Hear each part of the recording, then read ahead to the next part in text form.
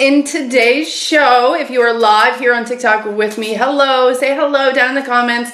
Let me know you're here. Let me know where you're from. I'm coming to you from Southwest Florida. And the weather is finally nice again. It's like in the 70s and it's been like in the 40s, and I only have one long jacket because I'm minimalist now doing the 333 challenge. So say hello, guys. Hi, welcome. Tell me where you're from. Let's see where you guys are all coming from. I'm on the west coast of the East Coast. Nebraska, California, Idaho, Oklahoma, England. Oh my gosh, and it's cold in England. Arkansas, New York. All right, Georgia, New Orleans, Pennsylvania, Nevada. Oh my gosh, Lake Tahoe, Georgia. Oh my gosh, you guys are from everywhere. Clewiston in Florida. Welcome. Hi guys. Greece. Wow, I reached you. Oh my gosh. Hello, Georgia. Hi guys. Cleveland. How are you? All right, guys, welcome in. So let me tell you a little bit about what I have for you today. Of course, we are going to do our free readings. And today's focus is around our shadow work. So I know there is some confusion about like what shadow work is, what is a shadow trait. I'm going to debunk a couple of things that have to do with like them actually being like negative traits and stuff like that. We're going to talk about the psychological components with Carl Jung. He was a psychologist right around the same time as Freud, but where Freud took a psychodynamic approach, we have Carl Jung that took more of an analytical approach, and he is a true believer in this one unconscious mind that we all have access to, which is what we call the collective. Okay, so today we are going to be talking a little bit about that. I'm going to use some specific decks that have to do with like your archetypes. I'm going to talk about those archetypes, what they are. They're basically like personalities that we all understand as a collective, like we inherited it as humans. I'm also going to show you how to use oracle cards to help heal yourself, and if you're looking to do this professionally, to help heal other people. Okay, so by the end, I'm going to do a little crystal education for you because we all love crystal energy. I'm going to talk about amethyst, smoky quartz, and citrine, what the difference is, and like how they're made, because a lot of people have questions. People ask me all the time, like, what's the difference between man-made citrine or man-made smoky quartz, or how are they made? So we're going to go into a little bit of like science behind that. I'm going to show you what they look like, what the different types of crystals are, including like man-made citrine versus like citrine that is just made naturally. Yes, today is 2/2/22. It's my anniversary today. It's my husband and I anniversary. We got married on Groundhog's Day. We didn't realize that, but we got married in Dunkin' Donuts. So let me tell you the story, guys, before we start, okay? Because I know you're going to want to hear this. So my husband and I, we already have 2 kids at this point, and we weren't married at this point, and we had randomly gone downtown to get a marriage certificate. We were like, okay, well, let's just do this. Let's get married. So we have our certificate, but for those of you who know, when you get your certificate, you have so long before you actually get married, and we had 0 plans. Okay, we didn't have any plans to get married, and someone's getting married on 2/22/022. Oh my gosh. Happy wedding, happy anniversary next year. Oh my gosh. Yay. So, back to the story. So I was teaching, and one Friday night, another teacher friend of mine had offered to take the 2 littles to a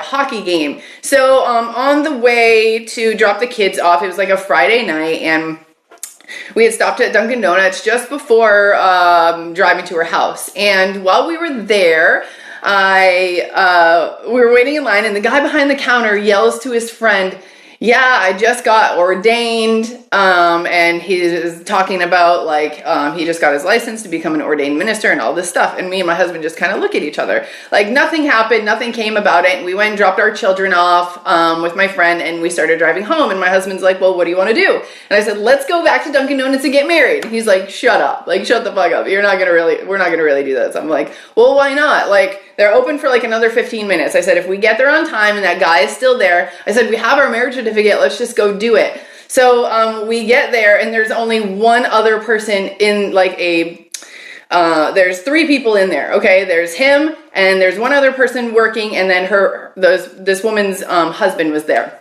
So we go up to the counter, and he says hello, and we order some food, and he's like, we were like, so you said that you were ordained? And he's like, yes, I am an ordained minister for the Church of Bacon. His title was called the Master of Sizzle, okay? I'm not even joking, this is legit. And we looked at each other, and us being very spiritual people and on the spot kind of people, we both said, okay, let's do it. And we gave him some money, and he married us right at the register at Dunkin' Donuts. And then they gave us a dozen heart-shaped donuts, and we went in the parking lot and fed each other donuts and took pictures. And that was our wedding. And we never had a party or anything else after that. But like, we cried our eyes out eating donuts in the parking lot. And that's just always a fun story to tell. So I didn't expect to tell that, but yeah, today is my anniversary, 2/2, and we're gonna do some fun stuff today. So thank you so much for being here. I'm glad you guys enjoyed that. So while you're here, if you're here to hang out and learn some cool information about like your shadow self, what that actually is, so you can like kind of put it into perspective, because a lot of people just contribute it to spirituality, but it really developed as a psychological theory by Carl Jung. So thank you so much, everyone saying, beautiful fun story, beautiful wedding story. Awesome. Okay. All right. Okay, so if there's gonna be some negative Nancys in the group, you guys, there's no such thing as like psychic frauds. Everybody has psychic abilities, everybody is intuitive. I have a master's degree in sports psychology. I also have another master's in behavioral analysis. I was a high school psychology Cambridge teacher for 3 years, and a life coach in general. So recently I am combining my love for spirituality and love for psychology and kind of bringing it out to you, okay? All right, and just to let you know, from a psychological standpoint, everything that you say to me is a projection of your own insecurities and your own trauma. And we can remember that with everyone, okay? Anybody in our lives, anybody that comes at us for no reason at all, they are just presenting their own fears, their own traumas. And remember, we are all healers deep down inside. We all present mirrors to people. And a lot of the time when we're in relationships, like my husband and I, a lot of people will ask us questions like, do you fight? Do you argue? And I believe we have probably the best relationship I could ever ask for. And the answer is there are moments of us arguing or blowing up or frustration, but then we look at each other and we remember that if I'm reacting to a situation from him or the kids, that's something within me. That's something that I need to heal. That's a trauma inside me. That's my psyche telling me, hello. So that's kind of how relationships work, and how, are there any mods in here? Let's see if there's some mods in here. Do I have any mods in here?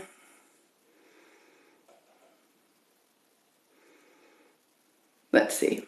Anybody in here? Hello?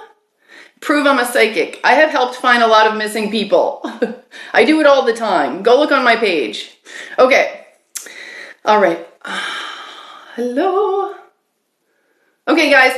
So what we're going to do, now my link in my bio right now, I have a special offer for TikTok. So I have a $16 reading. The link is in my bio. You'll also see that I have a Valentine's Day special as well. That's $11.11. That's the price.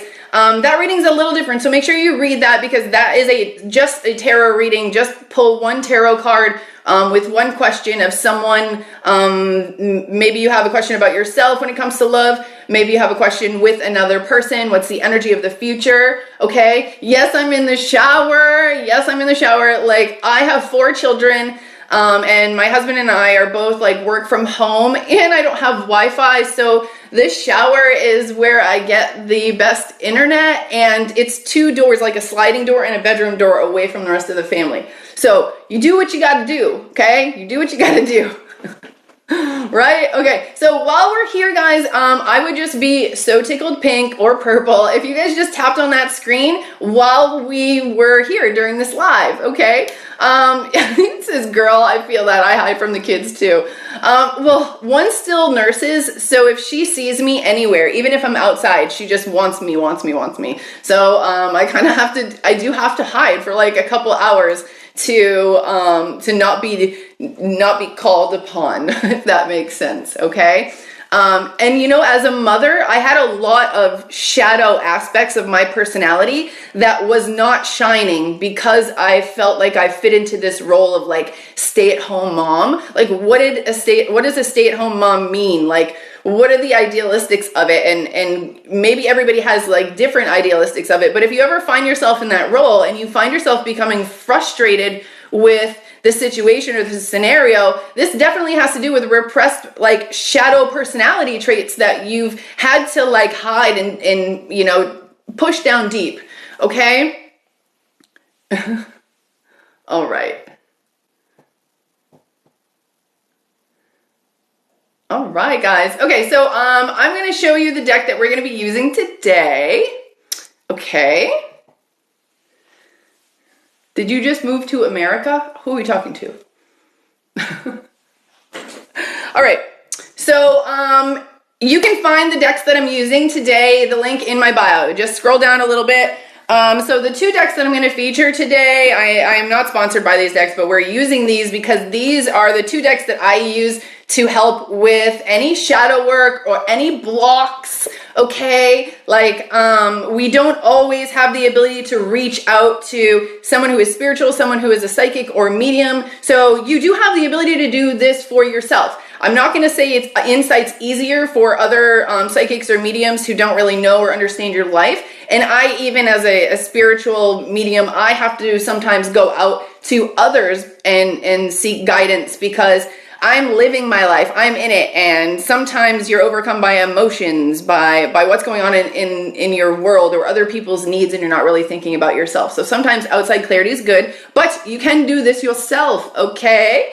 Oh, hello from Kansas. Hi guys, thank you so much for being here. If you just showed up, my name is Katie Maike. I'm a psychic medium. I'm also an intuitive life coach. I have a master's in sports psychology. I have another master's in behavioral analysis. So I kind of combine spirituality and psychology, and I help you understand it from a psychological standpoint, because a lot of the concepts that we throw around, ego, shadow work, like we throw it around in a spiritual sense, and people just don't really understand where it comes from. Like who came up with this? Like where is it derived from? So I'm using the Dark Goddess deck. Okay, and you can find this, right? The link in my bio. You can my ref link's in there. Okay, so we're gonna use this deck today. So beware if you want some of your shadow self to come out. Okay, we're gonna use this deck, and then after I explain Carl Jung a little bit more in his unconscious collective mind, we're going to use Caroline Miss's Archetype Cards. Okay, so this deck is based upon Carl Jung's 12 archetypes, which are basically like traits or roles that we fall into, that we understand, we inherently understand as the conscious collective.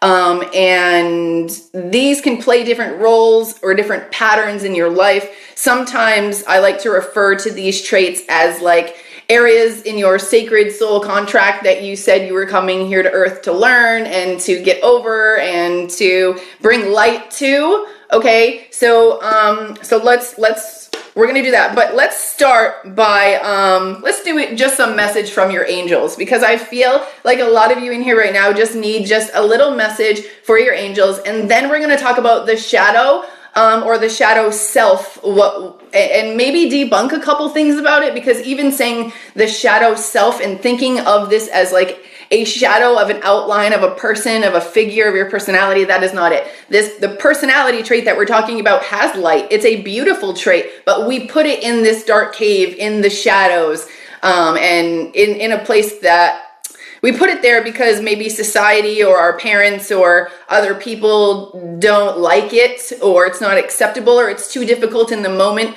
to express, so we suppress it, okay? So let's do this. I feel really drawn to this oracle deck right here. This is the Moonology oracle deck. You can also find this in my ref link.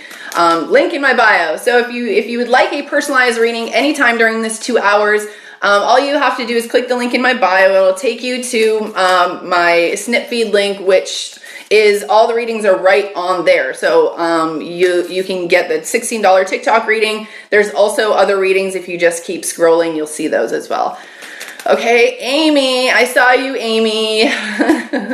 Okay, Amy. So as a clairvoyant, sometimes I get images, but when I say people's names, that's how I connect to people who are missing. It's how I do remote viewing. Okay, so Amy, all I can see is like your breath. Like I see you breathing and looking at your breath. I don't know if that means you're really cold right now or what, but sometimes the images that come through are like metaphors. Sometimes the images that come through are like actual life, things that are actually happening. All right. So the card I got for you is it's a time to give rather than take or rather than receive. And I feel like maybe you just need some clarity on like this whole understanding of manifesting and how it's cyclic. Okay. So let's just think about like the moons. Okay. So when we sometimes have like when we like to manifest during moons, new moons or full moons, we always see that in 6 months or so, that other moon, that full moon comes back around. For example, if we have a full moon in Virgo in February or a new moon in Virgo in February, maybe in 6 months in July, we're going to have a full moon in Virgo. Okay. So like, let's start to think of our lives in like 6-month blocks. Okay. Because time is man-made, all right? We don't actually follow the rotation of the sun. If we did, we realize that the Earth has to rotate more than 360 degrees in order to complete an entire day because we move a degree every day. So we don't take into consideration that. We just keep doing the same thing over and over. We have a 24-hour calendar.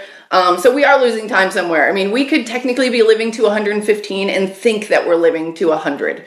So what I feel like I need to tell you right now is think in terms of 6 months, okay? So when you're manifesting something, think about putting so much energy into it in one moment. And I feel like now is the energy of you putting in. The manifesting time is now. And I feel like in 6 months from now, you're going to start to see the trickles of the manifesting that's happening currently. All right. So just keep that in mind. I feel maybe like the end of June, July. Okay.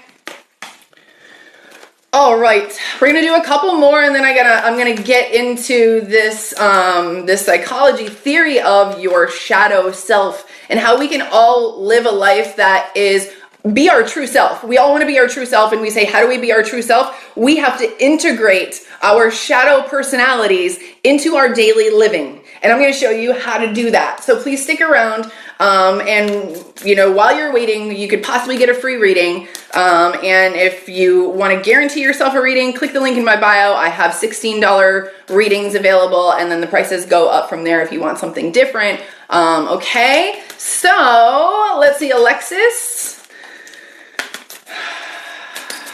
Okay. Whoa, card flew out for you.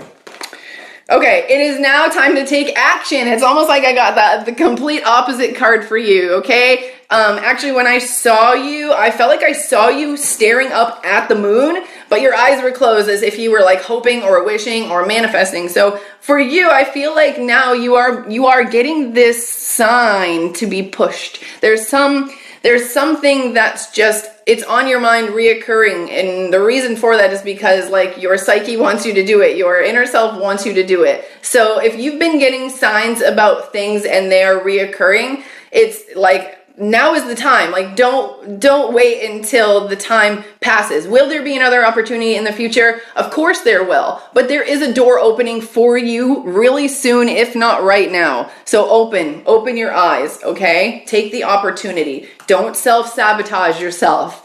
All right, we're going to talk about self-sabotaging. How do you stop self-sabotaging from getting what you want? Okay? All right.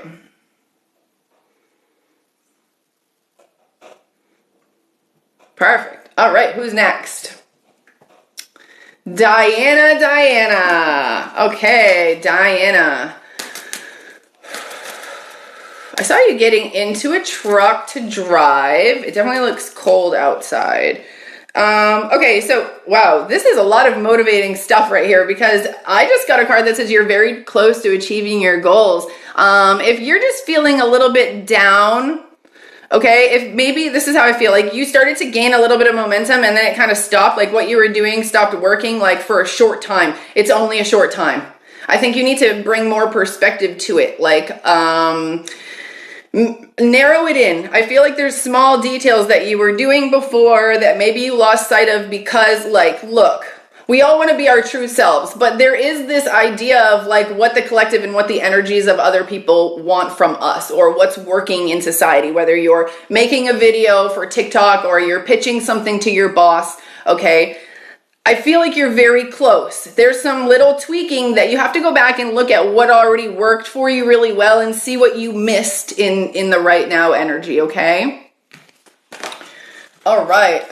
So thank you so much for being here, guys. I absolutely love and appreciate you all. If you're new here, my name is Katie Maike. I'm an intuitive psychic medium and life coach. And thank you so much for being here. I see everyone's names. I'm just going to do some shout outs. So I see Karina and Veronica, Madeline, Elaine, Jill, Shannon. Hello, Tammy. Hey, guys. Thanks so much for being here. Ashley. Hey, Lance. Hey, Alicia. All right. Cody, Martha. Wow, you guys are awesome. So listen up. I really want to talk to you guys a little bit about your shadow. What is your shadow? What is shadow work? Okay. So if you guys can imagine an iceberg, all right, imagine an iceberg, and the idea of the iceberg is that a majority of the iceberg sits under the water. Now, if our unconscious mind sits under the water, then very little of our conscious mind is exposed to the surface, and what we don't realize is that because a majority of our unconscious mind is the majority of our entire consciousness, that has precedence over our behaviors. It influences our behaviors without us really even being aware of it, because there's so much of it, if that makes sense, okay? So our unconscious mind is split into two, according to Carl Jung, with our own personal unconscious mind and that of the collective, okay? And a lot of people are afraid to open up to that collective unconscious mind. They want to know, what does it feel like? What's there? Like, what am I opening myself up to? And honestly, when I never really thought it was something that was scary, I just didn't know how to access it. And for myself, you can envision it, visualize it in any way, any type of way. It can look like simple energy. It can look like a vortex opening. You can open a door and walk in. You can make it your own. You can make it you can use your imagination to create your own portal into this unconscious mind. And the reason that I would suggest you doing that is because it's just a psychic tool that we're all capable of doing it, but we are also capable of creating our own tools in order to get there. There's no one right way to get to Akashic records or enter matrix of information. Like, however you say it, it's all the same. It's a place of stored energy, that everything that ever happened and ever existed is there. And it's our unconscious mind that is stored really deep in our unconscious, okay? It's the furthest away from we have our conscious mind here, then our personal unconscious, and then the collective unconscious underneath. Okay. So yeah, trauma is gonna hide. And, I think a lot of people say, like, what does this look like? What does sabotage look like? It can look like someone making an irrational decision. It can look like mental blocks or physical ailments. It can just feel like a mysterious force that's pushing you away from what you want.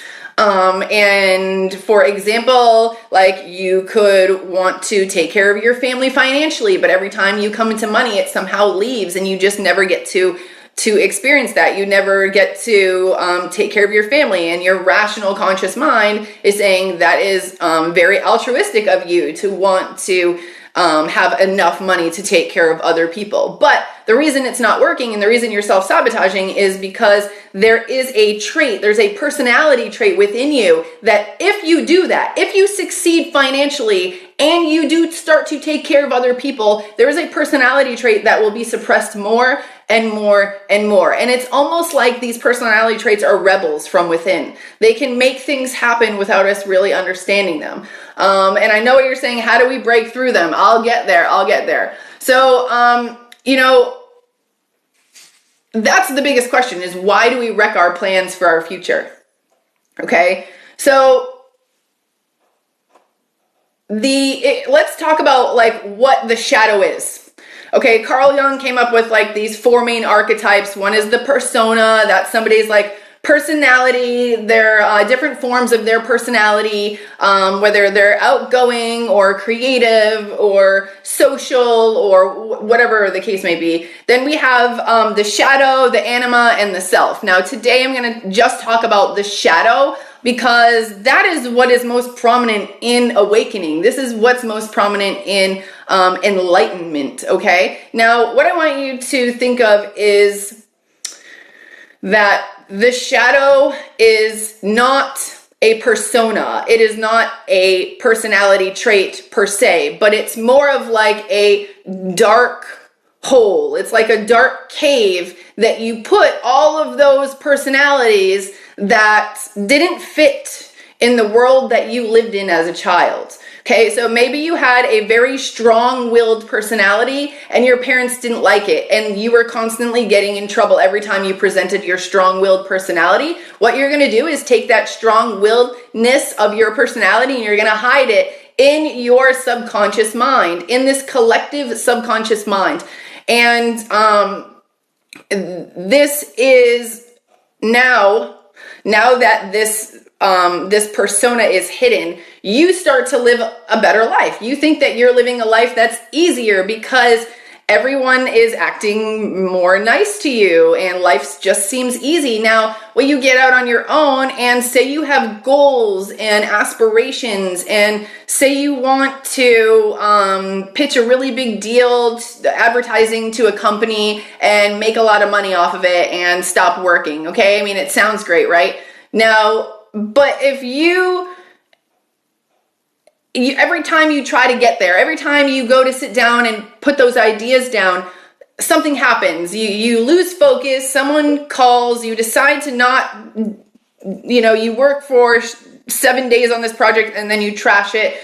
You just never can seem to get there. And it's because in the life that you're living now, that suppressed trait of, being bold, you can do that on a small scale. When you're talking to people that are on the same level as you, you can be bold and you can hold up for yourself or stand up for yourself on a small level. But you having no boldness is not going to survive in this world of Fortune 500 companies and advertisements. So what's happening is your suppressed personality is saying, oh no, we can't go there. Because if we go there, you're going to find so much success that you're just going to get walked all over. So we can't go there because this boldness, this part of me needs to come out somehow. And the closer we get to your goal with what you have in mind means the less I get to exist. And there's like this inner struggle. So I'll repeat a couple more examples to get you guys like, okay, that makes sense to me. All right. So basically we take a trait. We take a trait that we have and we banish it to the shadows as if it is not part of us, okay? And then we start to repress these pieces of who we are. We lose ourselves. We lose that part of our personality, and then that part of our personality is what starts to self-sabotage. It's not our conscious mind that's doing it. It's that hidden personality, all right? So it's almost like that personality is begging you for attention, and it's the only way that it can communicate with you is by self-sabotaging your life. All the goals and dreams and aspirations that you want and you have your eyes on, it's going to just pop up in your life until you recognize it and acknowledge it, okay? Yeah, someone saying, I know there is more to me. I want to release my true self. And that's like a big problem is people saying, what is your true self? So this is how you heal this, okay? Instead of repressing it, you have to identify it first. You have to go into this type of meditative state of mind and be brutally honest with yourself and say, what are those aspects of my personality that were oppressed when I was a child? Okay, maybe you have to sit and you have to look at the aspects of your conscious personality first, and then go back and look at what you are not. And those aspects of what you are not could have came from childhood. Now, here's an example. Okay, so before I came on and started doing videos or started to do live chats, I considered myself a shy person. Okay, everyone called me shy. I considered myself shy. I didn't like to speak out in public. I would get in front of groups of people and I would shake. So I just thought of myself as shy. So what I did was, in my mind, I said, okay, I know how to live a life, and a comfortable life is to just be away from everyone. Let's have, let's make my own online business at home so I can, buy some land way out in the middle of nowhere, and I'm away from people, so I can just be by myself and I don't have to worry about that, and I don't have to have anxiety. Like, that's you running from your problems. That's you running from your shadow. So what your shadow is going to do is it's going to, anytime you go to make that big deal that's going to allow you that money or that financial stability to buy your own property, it's going to come in and sabotage it. Anytime that you have the ability to maybe move out on your own or purchase that property, it's going to come in and sabotage it. You know why? Because if you get that property, if you get that money, what's going to happen is you're going to seclude yourself even more. So your intentions are everything. Your psyche is saying, whoa, you want to make money so that you can be even more secluded? What about my need and desire to be sociable? What about my need and desire to be heard? You can't do that. I have to sabotage you. I got to do something so that you go back to the life you had. At least you had roommates.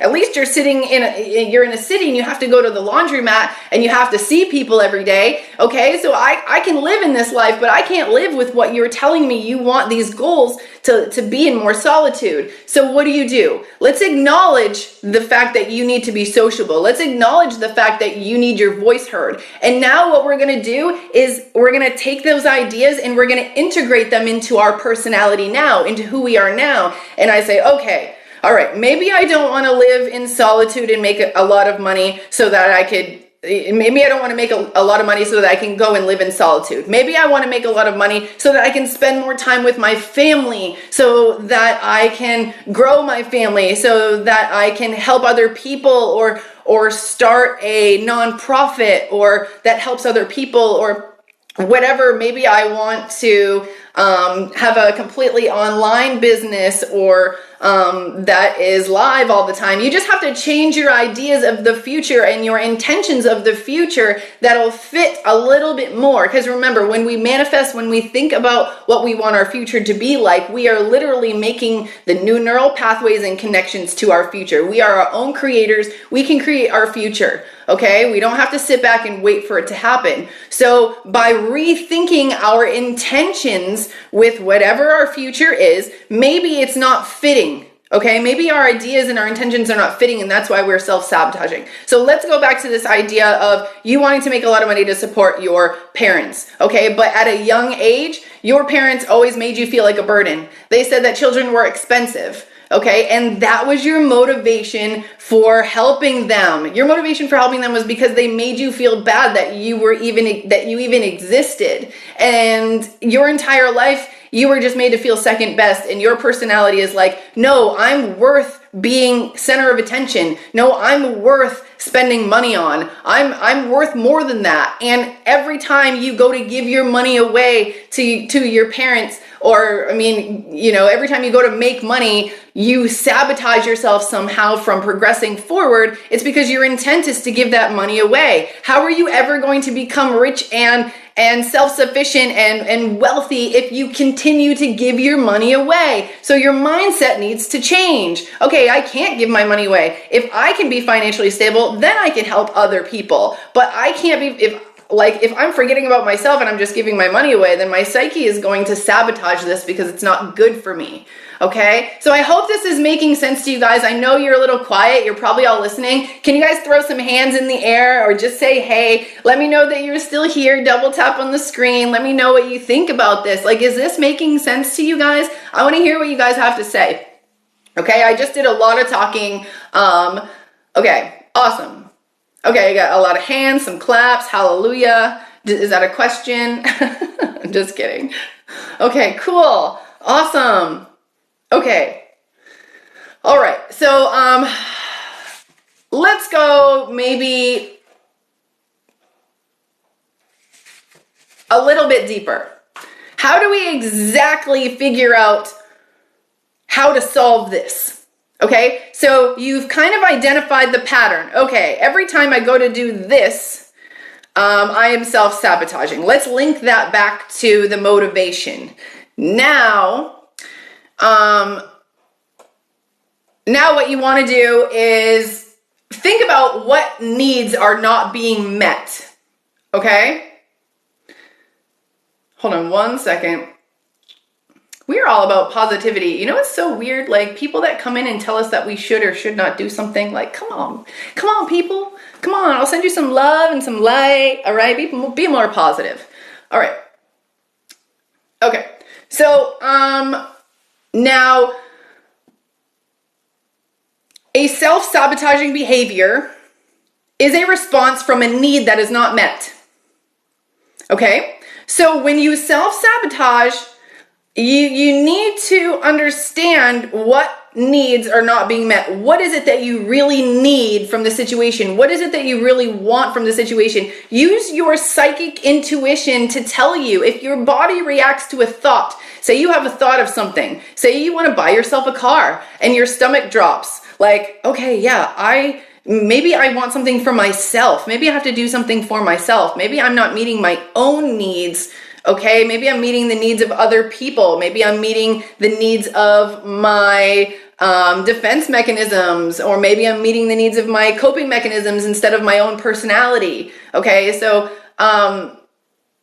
it really is about learning to mesh the two and changing your perspective of where you see this new person in the future. Okay, like, I want to maintain an online relationship with you guys, but I can't move to a place that has no internet. How would I do that? I mean, I have an idea of wanting to do that, but maybe it's not coming in for me because I need to figure out a different way. Maybe I'm just not going to have my cake and eat it too. Maybe I have to find ways that my own personal needs are met in this equation, okay? So, and I know it's hard, guys, because, like, if we are parents and I have 4 children and a husband and 2 dogs, and, like, we are going to be on the road, we're going to be living on the road, homeschooling, living on the road. So, like, I do have to think about not just my own needs, but my needs do need to come first. Because if I'm down in the dumps, if I can't get up that day, if I'm depressed, there's a couple things happening. One,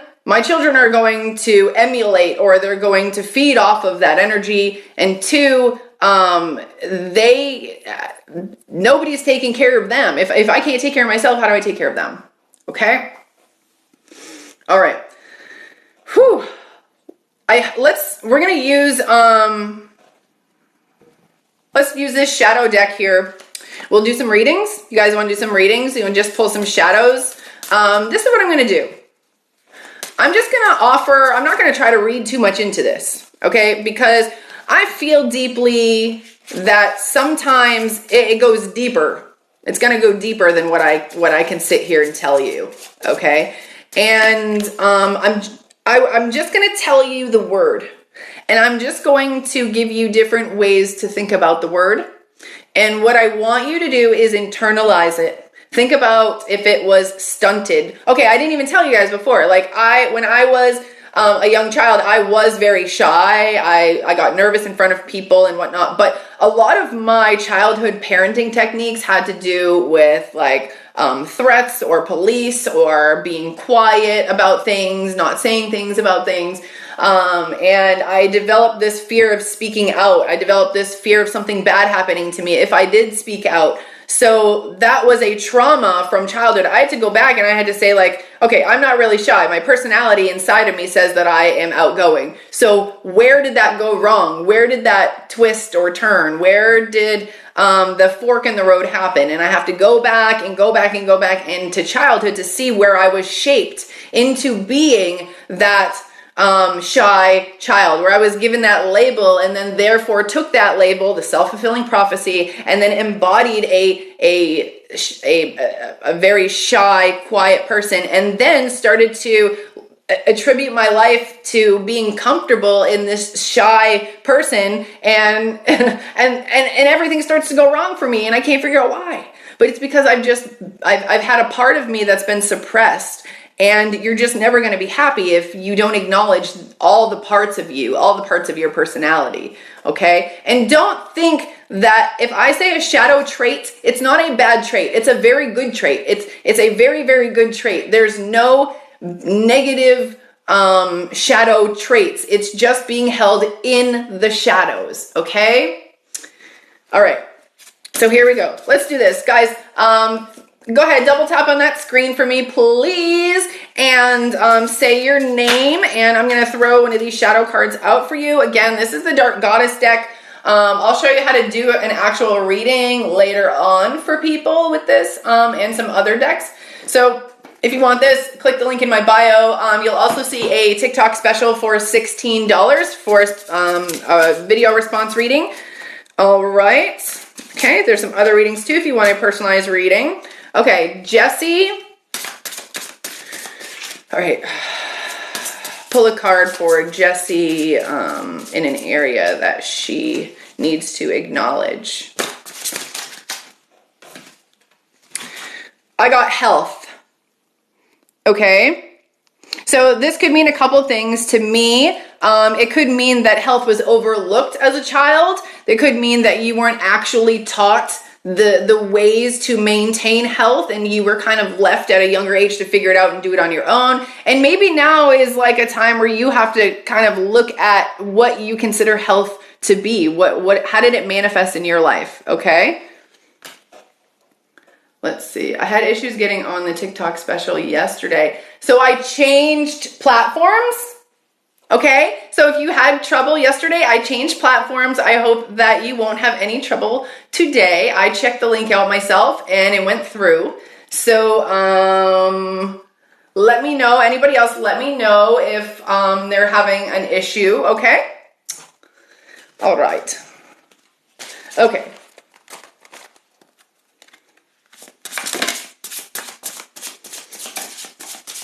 Link worked for you. Awesome, awesome. Okay, Tammy. All right. What do you need to acknowledge in your life? That's how we're gonna pose these questions. Okay. So, what does Tammy need to acknowledge in her life? And this could be something from childhood, something that is repressed, something that needs to come out or be dealt with. Okay.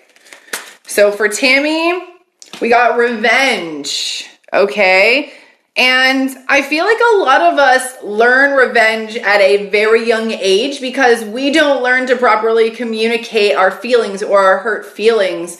And I do feel like there's this energy of really like stepping back from solving an issue and trying to solve it themselves. Like this is what I mean. I feel like as a child, I'm taught like no one's going to do it for you. Do it yourself. And that's kind of like how I feel like I hear it. And to me, this means like I have to end this. It's not like I have to resolve this. That's how it's coming through. I hope you can resonate with that. Here we go. Lelaine.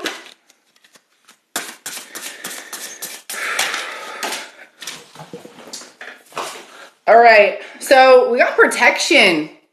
Okay, and a lot of the time we realize that our parents are not on our side, and we find that we have to find siblings, we have to find friends that are going to have the same mindset as us. Maybe we feel like our parents don't acknowledge who we are as a child. They don't like who we are, they don't understand who we are, and then we go and we find groups of friends that really get us and they understand us. And I feel like there's just this energy of people not backing you up, you feeling alone, okay? Feeling like, where is my protection going to come from? And honestly, I feel like it's your voice, okay? There's something about your voice and using your voice as your own protector, as someone to stand up for yourself, all right? All right, guys. Now, I know in this deck, it does come with a book. The book does have a lot of meanings. I'll read you an example of, they have like in reverse, you can ask for them in reverse too. So they have like a lot of deeper meanings for myself. I still use these intuitively. Mel, abandonment, Mel. All right. And I have to be careful with these cards. Sorry, I feel like I had one fly under here. Okay, gotta be careful with these cards. There's, some of them might have some nudity. We'll see. Okay. Okay, Aphrodite.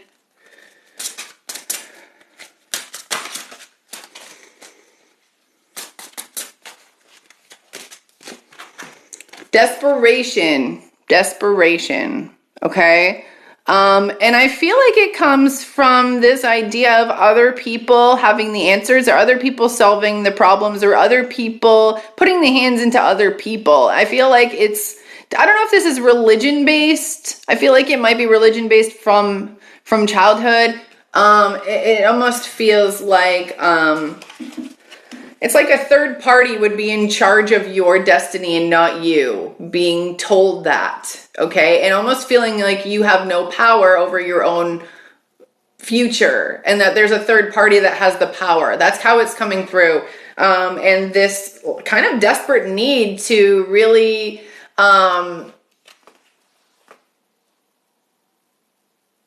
take control, like, of yourself. And it's like, it's a programming from believing this when you were a child versus like the rationality of an adult mind. Okay, because remember, like, under the age of 8, we don't have rational thoughts. Anything that occurs in our life under 8 years old is pre-programmed.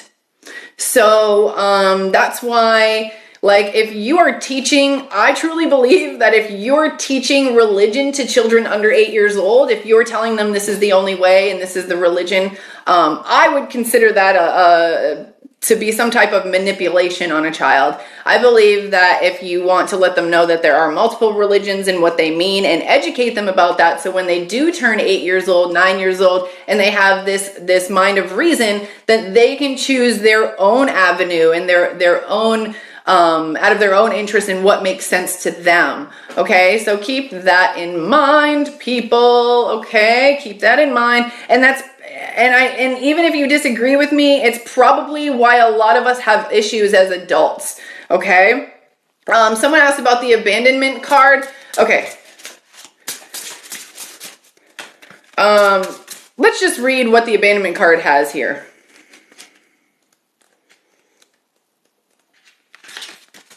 Okay.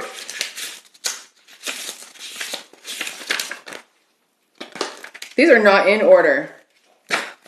They're in order by the goddess name. All right, we'll have to come back to that. Okay, you felt pushed into a religion when you were young. Yeah, that's kind of what the theme is of this, okay?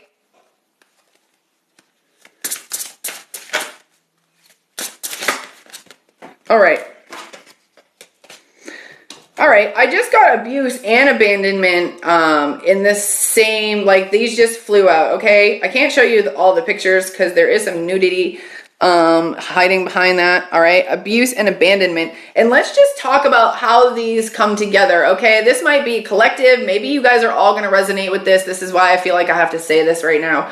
But, you know, we have to realize that if we felt...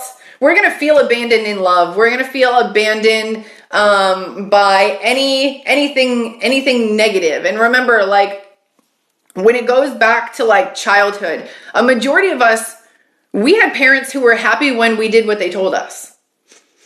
Right? So if we went against our parents' wishes, then there was hell to pay. We lived in this really angry type of world. And the only thing that we could do was learn to live in the world that they wanted, the world that they wanted to create, the world that satisfied them. We had to learn to live in that world as children. Okay? And there is this idea of you having to abandon yourself, abandon your personality traits, storing those in your unconscious mind. And, a lot of us, when we don't receive that love from our parents because all we feel like is it's an obedient relationship, we do tend to fall into very abusive or roles, or we fall into relationships with people who abuse us, but it's because we don't understand our own self-worth. We were never given a chance to let ourselves shine. We weren't given the confidence to let our personality shine.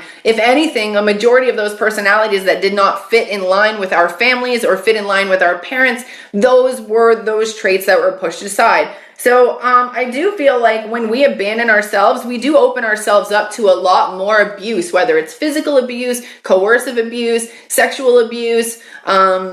There are even mental abuse, okay? All right. You're trying to find your calling. You're still wondering. Now, listen, I'm going to tell you guys how I figured out what I'm supposed to do in this life, okay? So I looked at my birth chart. And if you guys want a reading like this, all you have to do is purchase. The link is right in my bio. I'll do that. Make sure you give me the birth date, time, and place.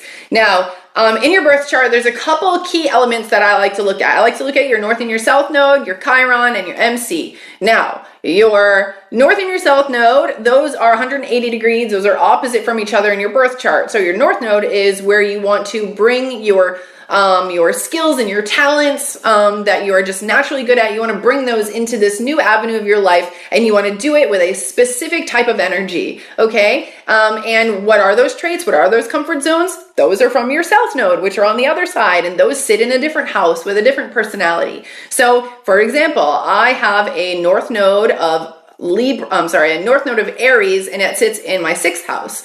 And I have a south node of Libra, which is the opposite on the astrology chart, in my 12th house. So I have an energy of like balance and working together and thinking about the we and the collective in the 12th house of spirituality and shaman work and healing work. So for myself, a past life, I was a healer, I was a shaman, and I was doing it in a very collective way. And now I'm taking that spirituality that I learned in a past life and I'm bringing it into my 6th house in an Aries energy, which is me by myself, I alone, and I'm doing it on a daily basis, daily living, work, daily health. I'm doing it right here now, and during this Meta Movement podcast, okay? So some of you guys are here live, but a lot of you are going to watch this later on YouTube. Now, I took my MC, which is your midheaven. This is an area that's the highest point in the sky when you're born, and don't quote me on that. Don't quote me on that. I'm not too big into astrology. That just came out of my mouth. I could be completely wrong. There is something about something being the highest point in the sky when you're born. Now, mine is in Leo, okay? Because I'm not an astrologer, first and foremost. I do oracle cards. I am a psychic medium. There's a difference. So this MC of mine is in Leo, and this Leo energy is very empowering, and I fall really easily into this empowering energy. I have a master's in sports psychology. Like, I grew up playing sports all the way through college. I have a number 35 batting average in the entire country for collegiate athletes when I was in college. Like, I am a motivator at my finest, and that's where I am most comfortable, and that's where most people know me as. Now, I also look at my Chiron. I look at what the energy of it is and where it is in my chart, because that's going to tell me what I need to heal. It's going to tell me the biggest aspect of my healing, the energy I need to bring. Okay, is it Sag energy? Is it Aquarius, Leo? What's the energy? And in what house, what area of my life, in my friendship, in my career, in my partnerships, and spirituality? Okay, so, MC is your midheaven. When you look on your chart, it says MC, your midheaven. I personally never looked up why MC equals midheaven, to be honest with you. I'm just going to be honest with you. Okay. I'm still kind of learning astrology. I know like the basics of astrology. I know the basics of, a chart, but I still haven't really, memorized how they work together. I'm still working on that. Okay.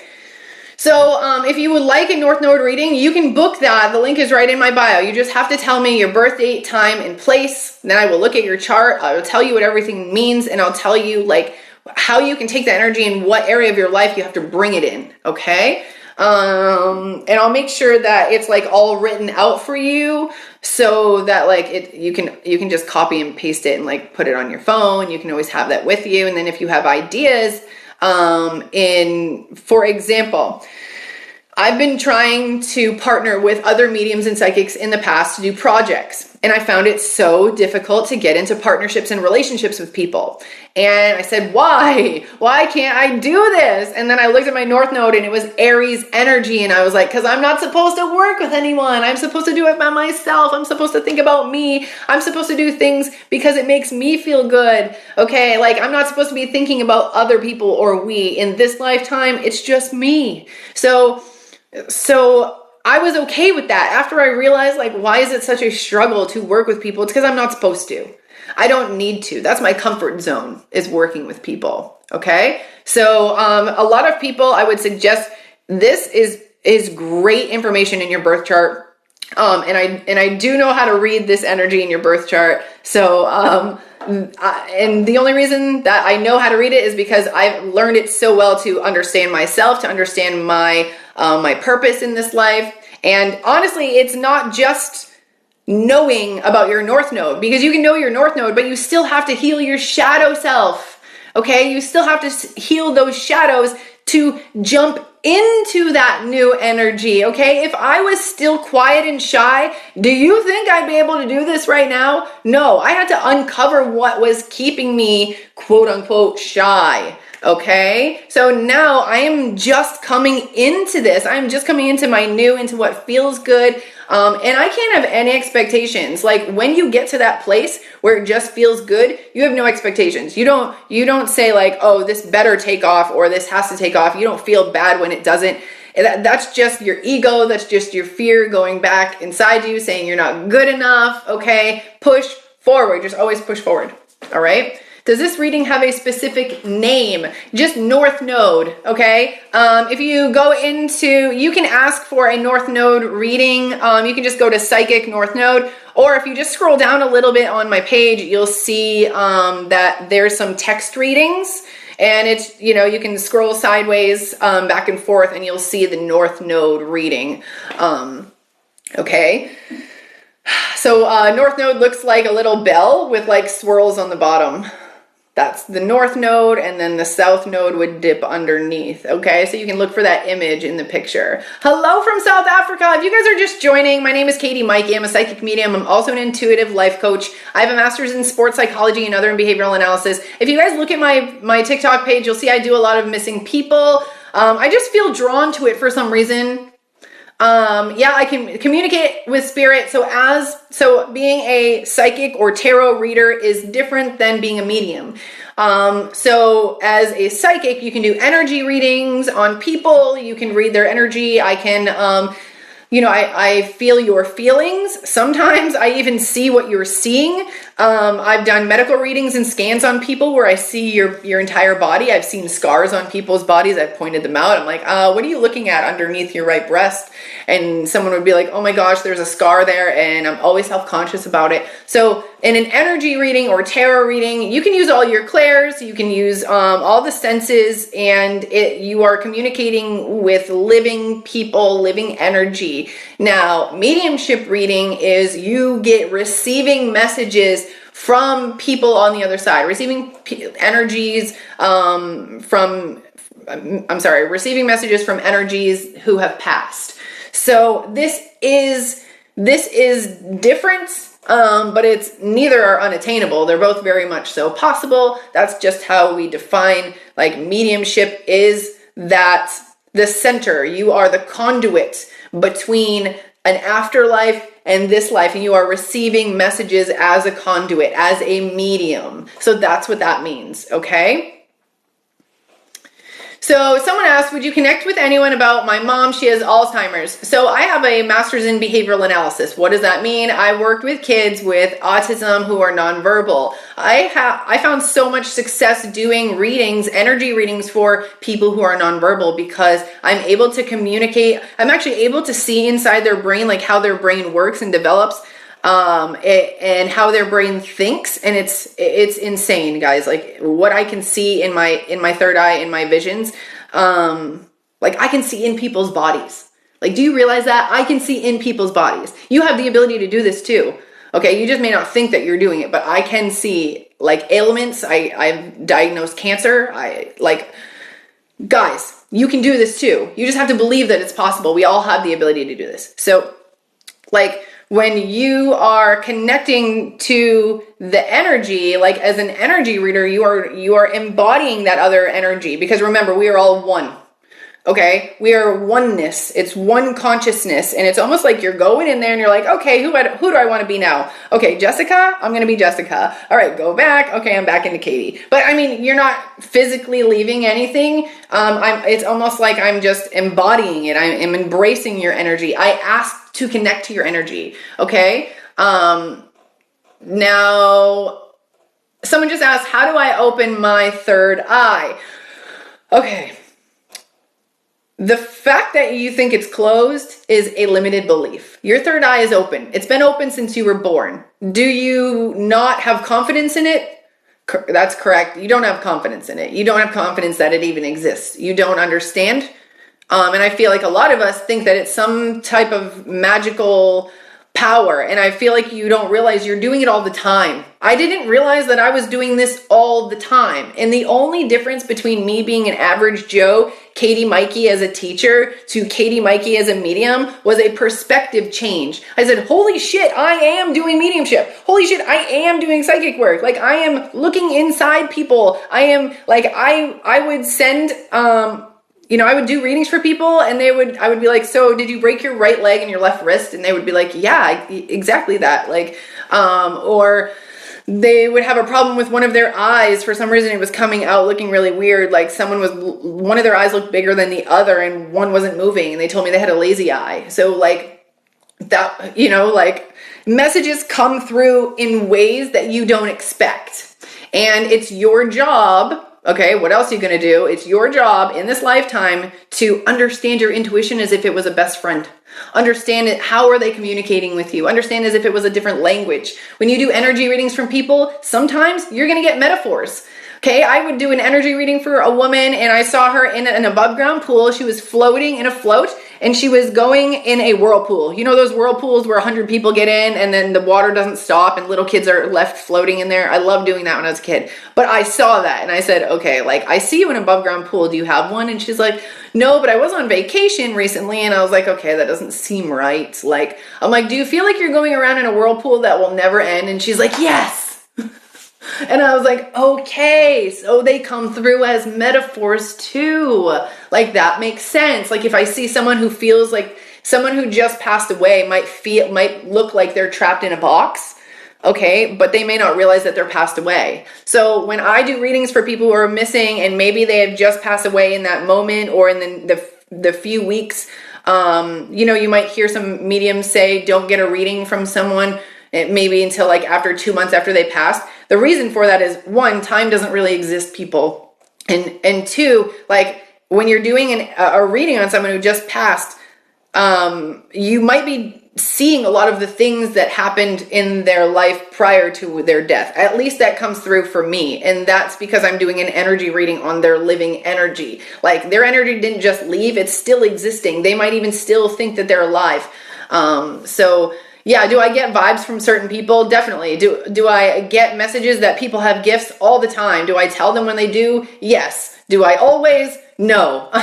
But a lot of people that I do read for, I get messages that they have gifts, they have gifts, they have gifts. And some people that do ask about their gifts, I'm able to get visions on how to relate to them. Like, hey, do you know like when you're going in the grocery store and you pass by someone and you think like something that is like a self-conscious thought, like, I don't know, that your hair's not done. Okay. You're walking by someone and all of a sudden you think about like your hair, like you get self-conscious about your hair and you're like, why did I just think that? You're reading another person's energy. You're reading another person's thoughts that's sending you their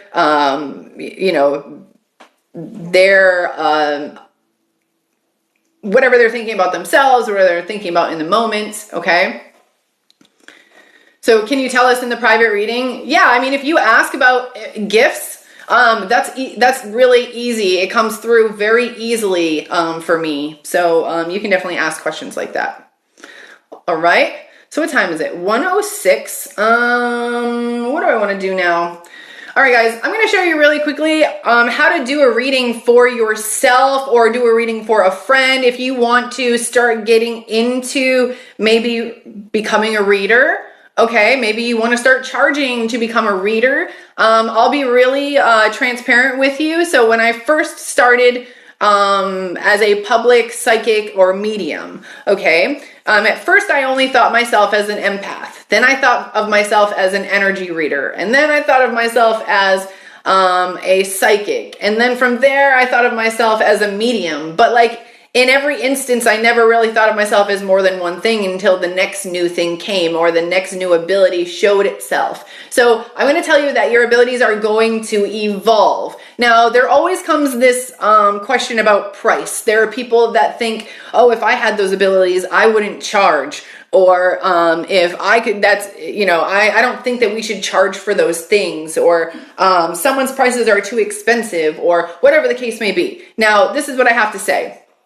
One, if you think you're a healer, you're a healer. If you're drawn to psychic abilities and you wished you always had them, you have them. You are a healer. You are a psychic, 100%. That is my journey. Okay, my entire life I felt like I was one and I just didn't know how it was going to present itself. I said, I don't get thoughts like those psychics I see on TV. I don't like come up to people and feel things like that and have to give them messages. I did. I just didn't know what they were. Okay, so when I started, when I became public, I gave free readings for an entire month. And I traded those readings for reviews. And what I did was I told people to send me a blue heart on any social media, and I would send them a reading back for free. Now, what I said was, I don't have a time limit on this. I would get about 9 to like 20 readings a day that I was doing, and I would just do energy readings, just energy, where I would sit there, say the person's name, anything that came to me, I would write down on a piece of paper, I would take a picture of it, and then just send it back to them. I tried to not to put too much energy into it because honestly, it was taking me about probably 2 to 3 hours to do about 9 to 10 readings a day. And that was because I was brand new at it. And I had to sit down and I had to put myself into this space and I had to clear my energy and I had to really focus in on each name. And, I had to separate my energies and say goodbye to names and invite new energies in. So that first month I learned so much about myself. And that's when I started to charge. And when I started to charge at first, I still had little confidence in myself and I would charge maybe $10 for a reading. And then I realized that it was taking me 30 minutes to an hour sometimes to even do this reading because I had to sit and do the reading and then I had to sit and type the reading out and then I had to email the reading and then make any responses to people. So after doing a couple readings for 4 or 5 hours a day, feeling drained, you start to realize that the efforts that you put in on a daily basis, whether it's clarity of mind, whether you're meditating, whether you're trying to better yourself, whether you're trying to learn new knowledge so you can help other people, all of that counts as time. If you have an education, if you have experience anywhere, that all counts. And you have to realize, you can't just, as much as I would love to do readings for free for whoever, if money wasn't an issue, fine. But I have a family and you have to think about that too. And you have to think about your own needs and your own wants. And I was never going to be successful when my rates were low or when I had no rates. Okay? Because that wasn't going to take care of me. That wasn't going to allow myself to blossom. So sometimes you have to increase those. I spent $200,000 in college debt. For myself, I believe that even a life coach part of that is worth what I charge. And, you can look at other people who have the same experience as you, maybe on other social media platforms. You can see what they charge. But I really feel like it's just going to come down to the fact that, this does take a lot of effort. Okay? If I make a 3-minute video on a missing person, it probably took me an hour to meditate, get the images right, understand what I'm seeing, and then try to record it. So, if you're getting into this, I would say the best way to start is maybe just doing some free readings. Go on to some Facebook pages and say, I'm giving free readings. If anybody wants to, like get a free reading, just put your name in the comments and I'll get back to you if I feel drawn to your name. All right.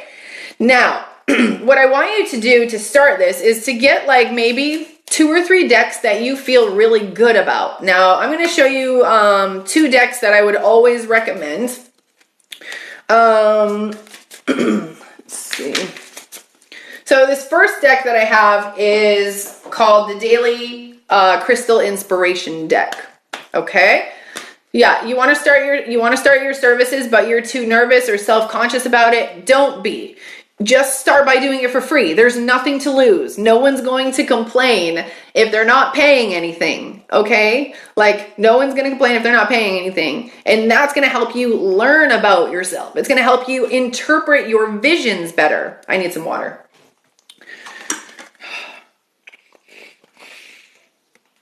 Guys, this is like the ultimate motivating water if you need help drinking water. This thing is awesome. It goes by the times. You fill this twice, 64 ounces. I linked this in my bio if you want to go get it now because this is so freaking awesome. Okay. All right. So the reason I would suggest this deck is because it has some awesome phrases on it and it can give you a multiple of answers, okay? You can ask which crystal you need in your life. Oops, sorry, I hit that. You can get the message that's on the bottom. So this says embrace change. And what you want to do is get about 3 decks that feel really good to you. And I'm going to make one of those decks the shadow deck, okay? So what you guys are gonna do I sage my cards? Yes, but what I do the most is I use Himalayan Salt Rock. Sorry, I had to go get it. So I don't have this linked in my bio. I have it in some videos, but go on Amazon, okay? Type in animal Himalayan salt.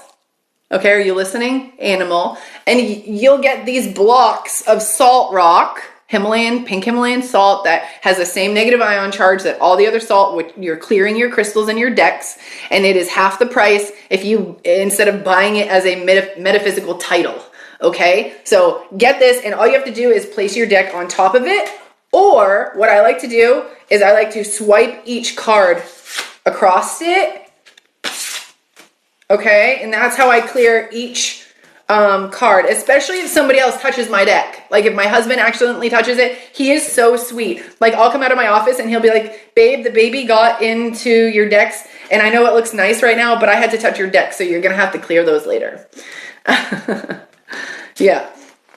So somebody said be careful which crystals you put on it. I'm not exactly sure what you mean. Which crystals you put on the Himalayan salt rock? I would say be careful of putting Himalayan salt rock and selenite into water. But as far as like absorbing energy, there are some crystals that don't need to be cleansed. Like kyanite does not hold negative energy, so you don't need to cleanse that.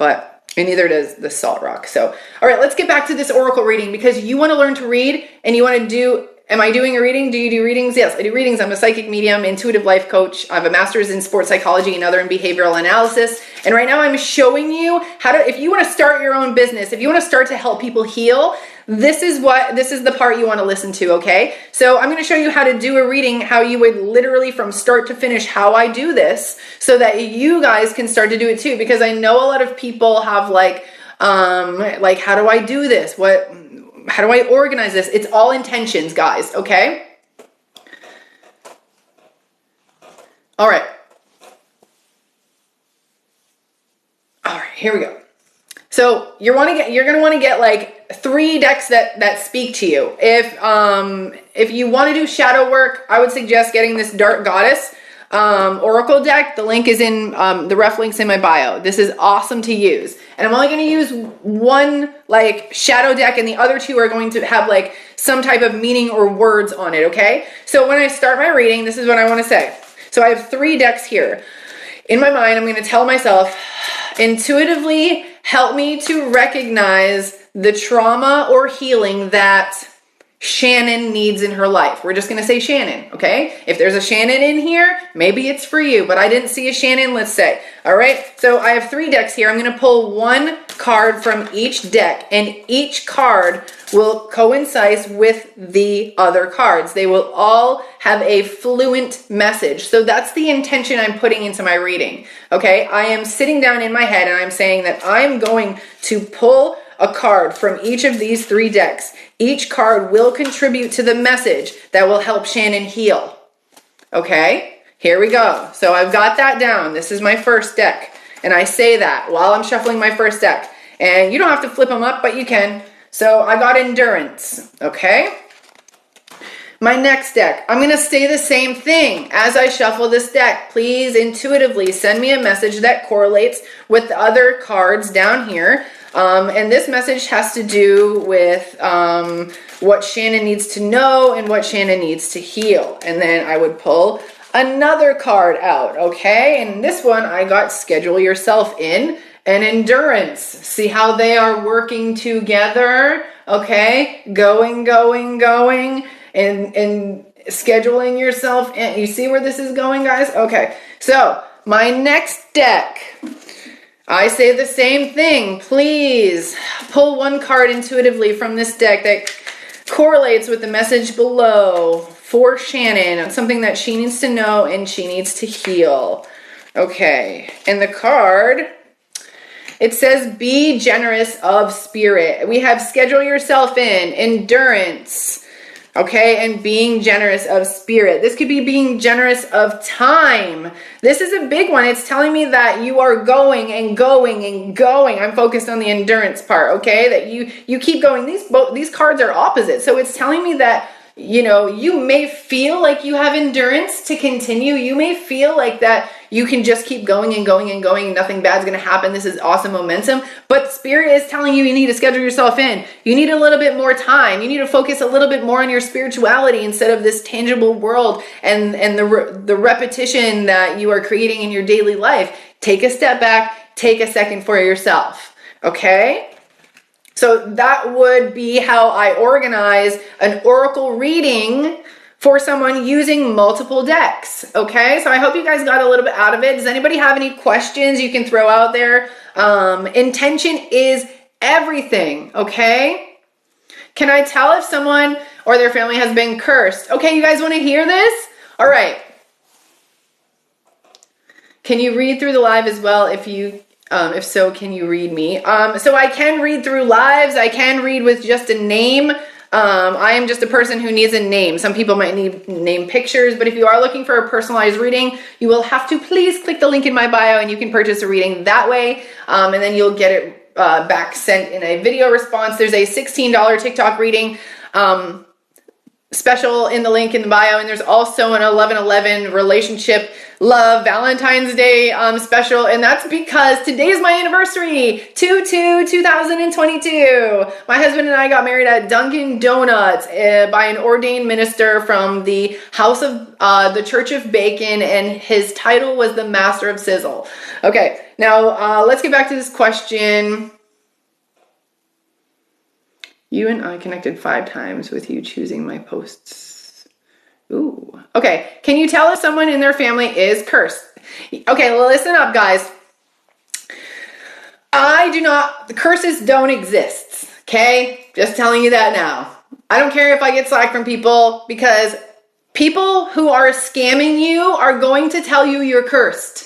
Okay, I have never met an enlightened soul or had a reading from anyone that said I was cursed. The only people that come to me and ask me if they're cursed are people who are getting scammed, okay, by readers who are not readers. What they do is they reach out to you, they tell you you're cursed, and then later on tell you how to heal it or try to get you to pay money to heal it somehow, okay? Being cursed, I guess it could be looked at as ancestral karma, but ancestral karma doesn't mean, like, the word cursed almost makes it sound like you're doomed for something. If you have ancestral karma, what that means is that you're just passing things down generationally. So this could be abuse, this could be narcissism, and this could be coming from a place of lack or poverty. Like, let's go back to the Great Depression. My great-great-grandparents or great-great-great-grandparents living in the Great Depression as children, they developed traits that helped them to survive, and then they had children, and those children had children. They just kept passing down their traits, and now here we are living in the 21st century, and I'm still saving my leftovers, and I don't eat them. Like, that is where ancestral traits and ancestral trauma happen and come from. Okay, you are not cursed. Nobody's cursed. Okay, there. If somebody does black magic to harm someone, the intention comes back to them. Okay, karma is intent based. If someone is setting a negative intention to someone else, okay, I'm not saying that they won't be affected by it. If someone is pushing hard enough to do harm, they might feel like energetic vibrations in that way. But the way karma says is that karma can be good or bad based. So if someone is putting bad karma out to you, it's just going to come back to them. Okay, as long as you do not participate in that negative karma that is coming to you, then you will not be affected by it. Does that make sense? Okay. So for example, like the law of attraction, okay, what you want, you get out. So if you want romance from a partner, you have to give that romance first. If you want communication from someone, you have to communicate first. Oh, hey friend. How are you? Hey, Kyle. Wild boy Kyle's in the house. It's been so long. I feel like I talked to you in the beginning of my journey, and it's been like a year since I talked to you. All right. Okay, so we did just go over a little bit about, we did a little bit about cards. Now, do you guys want to talk about crystals? Let's talk about crystals. Think of a curse as just negative energy. But it's negative energy that you can heal, okay? Just like a feeling of not having confidence or the housewife mentality, okay? All right, let's learn a little bit about crystals, because a lot of people, I used to sell crystals a lot, and a lot of people, hi Dominique, I missed you too.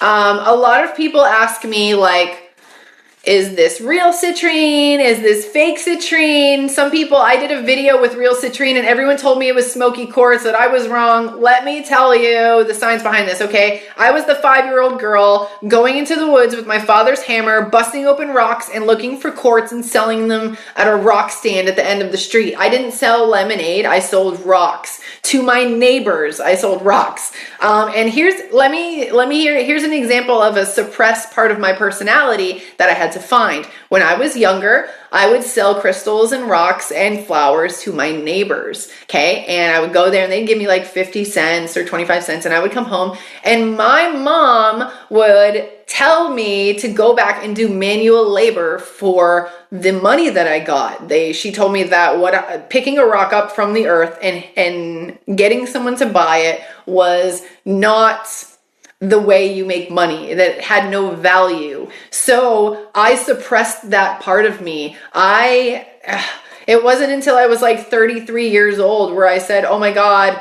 like crystals have value, like they have value. And I was like crying, and I was remembering the suppressed part of myself and why I felt so hesitant on selling crystals and the energy of them. And you know, I had to realize that I was forgetting about a person of who I was, okay? Now, let's talk about crystals, okay? Now, I'm going to talk about amethyst, smoky quartz, and citrine, because they are all from the quartz family. They are all just clear quartz. That's how they start, okay? Oh, sharing that memory brought some downloads for me. Good. I am so happy. Okay, so clear quartz. This crystal has other minerals in it, okay? There's like other iron deposits in here. There's, for example, aluminum. There's other matrix that we can't see that makes up this crystal, okay? Now, when crystals are buried in the earth, these are chemical reactions, activations. They are growing. And crystals will emit heat. Anytime we have a chemical reaction, there is heat. Now, how do we get amethyst? Okay, so let's look at this amethyst here, because this amethyst is purple. There's different color amethyst, and there's a reason for it. All right, this amethyst is purple, but it was once clear. So what happens is the rock heats up, for to a particular temperature, and it specifically activates a certain mineral inside the quartz. So for example, this might be 900 degrees Celsius for however long span of time, but to get an amethyst, you have to take the iron and you have to heat up the iron element in order to create this purple color. Okay, now how do we get citrine? A lot of people see this bright yellowy citrine that sits inside a geode. Now what they do is they take that amethyst, that it could be a natural amethyst, it could have naturally been purple, but now we're going to heat that iron element again, and we're going to heat it longer. Okay, a longer period of time until the purple turns into a bright yellow. Now, we call it citrine because the chemical component has now changed. The heat has now changed the elements, the structure, the DNA structure of this. And if it does it naturally, it ends up looking like this. Okay, so this is a natural citrine. This is from Brazil. Now I'm going to show you next to a smoky quartz. So I would consider this like a smoky citrine. Okay, this is smoky quartz. As you can see, it's a little bit more dark than this clear crystal, but this is natural. And this is probably, to get smoky quartz, the heating element needs to be, it needs to be centered around the color center of aluminum. So to get smoky quartz, it's aluminum that's heating up. To get amethyst, it's iron. Now, both of these have the ability to turn into citrine. They just have to be heated longer. This particular one has to be activated at the aluminum level, and this particular one has to be activated at the iron level. And it has to be over a longer period of time. So, a lot of people say, like, see, we have this tower. See how dark this tower is? This tower could have been exposed to heat for a longer period of time than this. Are they both smoky quartz? Yes. Okay, these are both smoky quartz, but they are just exposed to heat different periods of time, different temperatures, okay? All right, now let me grab my citrine that is heat treated. Okay, so we see this yellow color. See how this is yellow? So this is a probably a clear, this was probably clear quartz at one point, and it was heated. If we were going the smoky quartz route, then we would attack the center, the color center of this around the aluminum mineral, and it's going to change the color to like a bright yellow. And the reason that it changes to a bright yellow versus this color is because this is heated over a long period of time. When we are trying to man-make or create our own citrine, we're doing it faster. So the color is going to change. The color is going to be more bright, more orangey, if that makes sense. Okay, now here's the big question. Is it different? Does it change the way we use it? The answer is no. Okay, each crystal, you're going to feel a different connection to each crystal. Do I feel closer to this crystal than I do this one? Yes, but it's because I love natural crystals more. I love natural crystals that are formed naturally. There's just something about it that I feel more connected to. I love natural crystals more. I love natural crystals that are formed naturally. There's just something about it that I feel more connected to. But have I used this crystal doing energy work before? Yes, many times. And I felt just as powerful. It's just what you want in the moment, okay? Here's some more smoky quartz. This is like a cool point. Okay, you see how it's flat on one side? It was up against a rock. It grew up against a rock like this. Some people say they can see a man's face in here. Let me see. Can you guys see a man's face in there?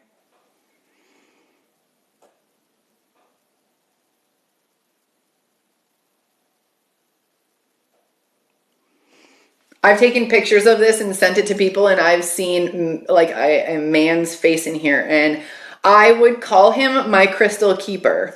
Like, that's how, it's weird. I don't know if it's just this face that I see. Can you guys see this man's face right here? Do you see that face? Please tell me you see that face. Like, I see the face. His nose, his mouth, his eyes. And then there's like a V that goes up into his forehead. It's pretty cool, right? I call him my crystal keeper. You do see the face. You're all seeing the face. Yes, you see the hair. Exactly. Thank you. Yes, I'm so glad you guys could see. I'm going to put it up one more time. There it is. It's insane, right? He's my crystal keeper. I remember but listen, the first time I saw this face, you want to know what I did? I freaked out. I got scared. Okay. I was like, oh my God, is there a man trapped in my crystal? But then I had to, like, it's all about perspective. No, the first thing that we do is fear. And we have to realize and recognize that sometimes our first reaction is fear because of learned behavior, guys. Learned behavior. So, why would we use Smoky Quartz or citrine? Citrine is so good for expressing your true self. This is your solar plexus. This is who you are. This is the sun. The sun shines bright. It's you shining bright. And citrine is really good for helping you to express yourself. It's also really good for like financial gains. If you take citrine and put it in the back left corner of your house, if you walk in your front door and you go to the back left corner, you put citrine in that back corner, it is supposed to bring you luck. All right. All right, guys. Now, I think I want to get a little bit into these archetype cards for you. I want to do some readings for you, and I want to talk about Carl Jung and these kind of like archetypes. The archetypes are like, it's basically a range of human motivations that are roles that we play, and they represent different areas of our life. Okay, so there's 12 that are common. And there's obviously more than 12 in this deck. You just bought this deck too? Awesome. So this is the Archetype Cards by Carolyn Miss, and you can purchase this right now. The link's in my bio. I paid $25 for it. I think it's on clearance. I think there's like a sale going on right now. So you'll have to check that link out. You'll see the price right in my bio. So all you have to do is double tap on that screen right now. Okay, you don't have to do that, but I'm just saying. So if you want this deck, head over there, or you want to see how we use it, you maybe want to incorporate this into your readings. Okay. Now, archetypes are structures, or for example, we have the ruler, the creator, the sage, which is like a teacher. We have the innocent, which is the person who takes like care of our safety. We have the explorer, which is someone who pushes for our freedom. We have the rebel, who pushes for liberation. We have the hero, who is the mastery of crafts. We have the wizard, who is powerful, the jester, who is in it for pleasure. We have this everyman, where we feel like we want to belong to something. And we have the lover, which is about intimacy, and the caregiver, which is about service. So basically, these 12 archetypes show up in our lives different ways, and we've attributed these to a soul contract, to what we decided that we were going to come down to this earth and learn. What were our lessons? For example, like if we were learning lessons about control, maybe we need to provide better structure in our life. If we are feeling really rebellious, maybe we feel like we need to leave our mark on the world, okay? And maybe we're not doing that. So what I'm going to do is pull a card for you guys. All you have to do is say your name if you want to participate. Again, this is an archetype card. So what this is going to do is it's basically these archetypes, these personalities. These are a result of the collective shared ancestral memories that may persist into this lifetime. These are not things that we develop. Okay, Carl Jung believed that these are things that we inherit as part of the collective mind. Okay, so we all have these. All right, so have some blanks in here. Okay. Okay. It does come with like a couple blank cards. I haven't figured out what to use these for. Okay. So what I'm going to do is I'm going to read you the light and the shadow part of the card. Okay. So what I'm going to do is I'm going to ask my guides to help me and assist you here in uncovering a shadow self or archetype trait that you need to dig more deeply in order to bring more life and love and happiness into your life. So what I'm going to do is I'm going to read you the card. There's going to be a light side of it and a shadow side of it. Now, the shadow side might, like, for example, like if I say gambler, okay, the light attribute is how you can include it in your life. The shadow side is how it might be presenting itself as a sabotage, if that makes sense. Okay? All right. I know you guys want to do this. And just keep in mind, I'm going to tell you right now, there's a lot of cards in this deck, and it's a big deck, and it's hard. It doesn't feel the most comfortable in my hands to shuffle. I'm just going to be honest with you. Okay? Okay, here we go. Ashley Monique, I'm going to ask a card for you. See, they're just flying everywhere. Ashley Monique asking for a card for Ashley. Okay. What archetype do you need to know about Ashley? The Servant. Okay, so this light attribute, this is how you might delight in serving others with free and loving heart. So this is where you would want to incorporate this servant type of energy into your life, but here's how it might present itself to you. Using the lack of money as an excuse not to move forward with life. Okay, so if you find that it's hard to move forward and you decide that money isn't an issue, if you say money isn't a big deal, it's because you don't have any. Like, that's your shadow self telling you that it's okay, let's just stay comfortable. But what you need to do is you need to find a way to bring it out in you where you're doing it simply for the love of it. Money isn't even an issue. Money may not even be connected to this. Okay, it's simply just heartfelt. All right. Okay, Karina. Message for Karina. When it comes to your archetype, what do you need to know right now?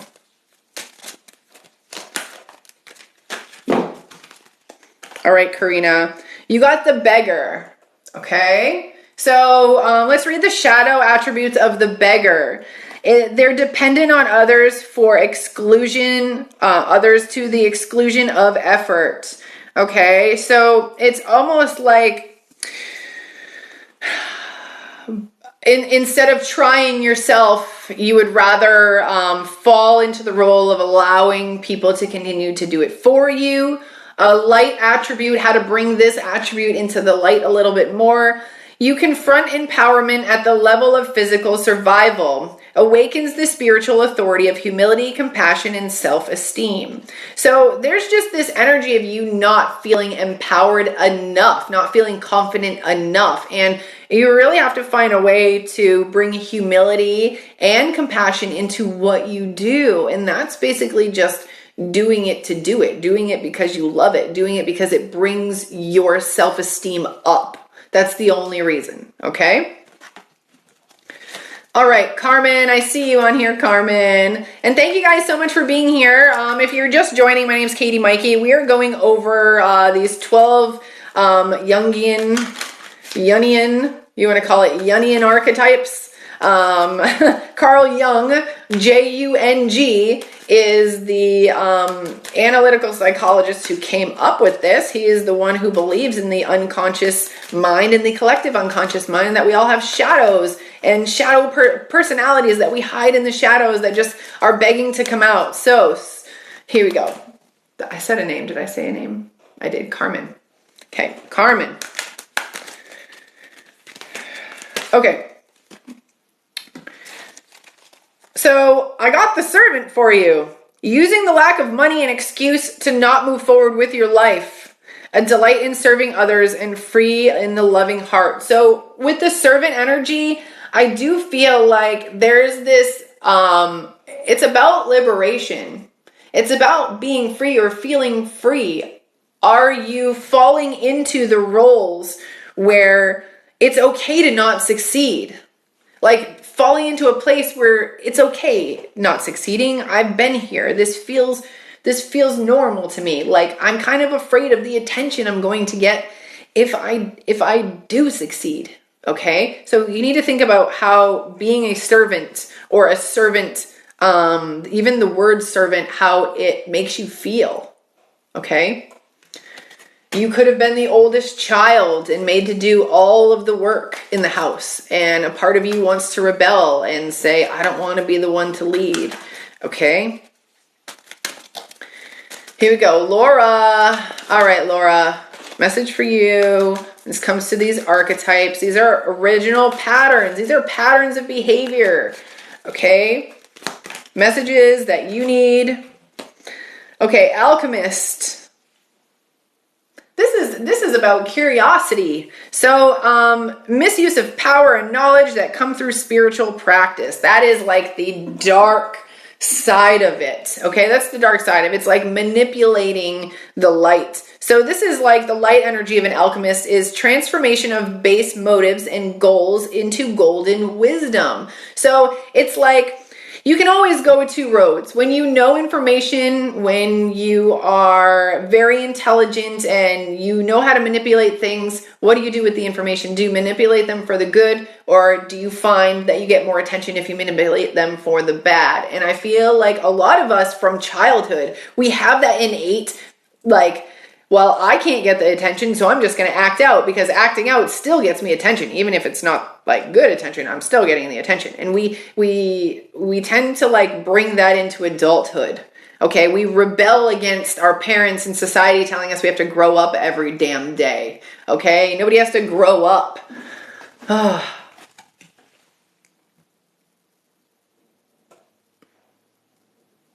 right. All right, guys, let's see.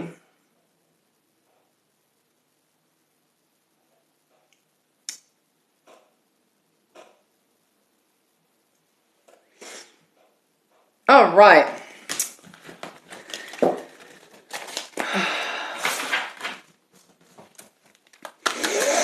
Okay. So, while I shuffle these cards, actually, I feel like I need to use another deck. I feel drawn to use my astrology deck right now for some reason. If you guys want some insight on your archetype or what you need to heal or shadow work that you need to heal, just head over to the link in my bio. You can purchase a $16 reading for TikTok. Did anybody just see that fly behind me? Did anybody else just see that? That was really weird. Okay. $16 TikTok reading. The link is in my bio. There's other readings. Okay, somebody else just saw that too. Okay, I got to replay this. I have no idea what that was. I have no idea what that was. There's nothing behind me. There's no other light but my ring light on. Okay. Anyway, that was pretty cool. Who's here? Hello? Hello? Are you here with us? I do feel like I have someone's grandmother with me. Someone's grandmother had a vicious wiener dog. I know, this is coming out of nowhere.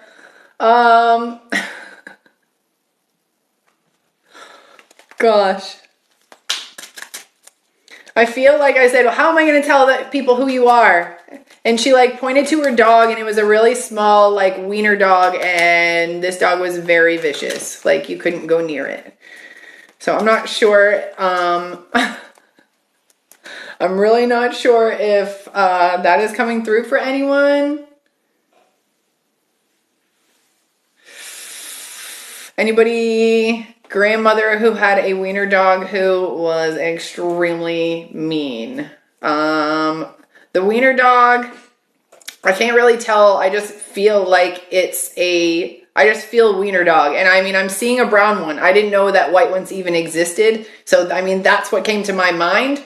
I didn't even know a white wiener dog existed, but I do know like it's vicious. Like you wouldn't want to go near it, but she's making it seem like, oh, the dog is fine. Like, and she coddles the dog when he's vicious. So he keeps thinking that he's doing the right thing. Yeah, black. It's like a dark brown. The dog is like a dark brown. Okay, we might have to go past this. I'm just going to say, if this is your grandmother, she is sending you love. She wants to say hi. She's definitely more of like short, rounder. I feel like she has like a puff. Her hair is puffed here, and she has it up in like it's definitely back in a small bun. Okay. I don't know if that's who was behind me, but I said hello, and that's who came to mind. Okay. Like, she shuffles when she walks. All right, let's get past that. She has this personality, like, she's just very oblivious she's very oblivious to like how mean her dog is. Your mom had her hair in a bun all the time. So I don't know if I'm getting any more with that, but we'll just move on. That grandmother is saying hi, whoever she is. If even later on, if you see this reading and it sounds like your grandmother, if you're listening to this on the podcast or on YouTube, it could be her. She could know that you are going to watch this in the future, because those who are on the other side, time doesn't exist. They can see things that are going to happen to us in our future, like weddings or babies or things like that. So yeah, so we'll see. Probably because she was mean too. It's so weird. She's just so, you're right. Like she's very oblivious to like the dog, and the dog's in her arms, and the dog's like barking like at this person. She's like, oh, it's okay. Like, and smiling, but like petting him and like reassuring him. But like, it's at the same time, like you as the child or grandchild or parent of this person, you would be like, oh my God, like you're reinforcing the bad behavior. Like you knew it. Like you knew you were reinforcing the bad behavior. Okay. All right, guys, what time is it? We have 10 minutes left. Oh no, 10 minutes. I want to do some more readings for you guys. Let's do my, oh, I love this deck. This is called Heavenly Bodies Astrology deck. And the reason I love this is because this deck is helping me learn astrology. This deck is helping me learn astrology, and I don't have to read a book. I don't have to read 10 books. I mean, I have transit books and stuff. Let me see. Do I have anything over here for you guys? No. But I do have this available. The ref link is in my bio. So all you have to do is click up there and then just scroll down a little bit to see the decks that I use. I do have these 2 decks available at the top of my page so you can find them more easily, but I do have more decks below. Okay, so what I love about this deck is that it teaches you astrology without you even realizing it. Why? Because there are little hints on the cards about what the card means, what type of energy it means. So also in here, there's a book, a nice hardcover book, and it shows you, here, let me grab it. So this hardcover book, it has awesome spreads and layouts that you can use to determine different things, whether you want to know what your soul's growth is. They have a soul growth, what you're learning today, how it manifests in your life, and, what area of your life will it affect. So, I mean, if you're looking to get into astrology, but you like oracle cards and you feel like astrology is going to be really hard to learn, I would suggest you getting this. I think I got this at Barnes & Noble, but I mean, I linked it down below for Amazon because, you can just get it in a day. So let's do some readings to end this last 10 minutes. And I'm so happy I got to share with you guys a little bit about like, what are shadow traits. And remember, they're not actually bad traits. They are just traits that are good, that are hidden in the shadows because at a young age, they didn't work in the world that you grew up in. Remember that, okay? And that's just due to society or your parents, all right? I mean, I don't want my children to be like obedient and not ask questions. Why? I mean, just because it works for me now as their parent, that's not going to work for them when they're older. My job as their parent is to emulate the environment that they're going to have to be successful in. And I don't know about you, but obeying anybody's orders without question is not going to lead anybody to anything successful. Okay? Quincy, what energy do you need to embrace? So I like to use this deck to ask what energy your angels are calling for you to embrace. What energies do you need next to be successful? Okay? You got Mercury, okay? Think, learn, network, communicate. Okay, so in order to be successful, you need to really communicate and network and reach out to people. And, you know, just because it's more about like, have a card with you, take other people's cards from them, exchange social medias, make friends with people on social media. There's just an energy of you being more successful the more you communicate and the more that you network. Okay. All right, Arlene, hello. Okay, what energy do you need to embrace? You're asking to embrace the water energy, be a little bit more fluent, be a little bit more spiritual, and allow your emotions to come through, girl. Like, allow yourself to sit and cry, but for happy things too. Like, happy things. Cry for more happy things. I do feel like having compassion, getting more in touch with your intuition, that's all calling for you right now, okay? Okay, here we go. Marissa. All right, Marissa, what energy do you need to embrace? You are asking to embrace your North Node energy. This is your destiny. This is like what you are destined to have in this life, who you are destined to be in this life. If you guys need a North Node reading, please reach out to me. The link in my bio, scroll down, you'll see text readings, scroll across, you'll see North Node readings. North Node looks like a bell with kind of swirls on the end. This is how I figured out my life. This is how I figured out what I was supposed to be, what avenue, what area of my life I was supposed to be in, and what energy I was supposed to bring. So if you are stuck and you want to know, what your North Node energy is calling to you, please book that reading. And again, that TikTok special is only going to be available for the next 7 minutes. All right, Elizabeth, I see you on here. All right, Elizabeth, what energy do you need to embrace? The trine. Okay, so this is about allowing your angels to help you. This is allowing spirit messages to come through. This is like not just focusing on the tangible world. I feel like this trine is like a trine is good flow. A triangle are very, it's the most sound structure in nature. And I feel like there's this perfectness to it. So I feel like if you kind of get more in touch with the divine energy, the energy of the collective, like tell yourself to do that. Ask yourself to be more in line with the energy, okay? If you guys are looking to purchase a reading, all you have to do is click the link right here. It says Katie, it says Intuitive Healer 22. My name will pop up right here. You click that. It's going to leave the live, but you're going to see my profile with 2 blue arrows. Click on that link. It'll send you to my site and all of my information's there. All of the decks that we've used today are there if you want to purchase them. I even have my motivating water bottle there for you guys in case you want something that's going to help you drink more water.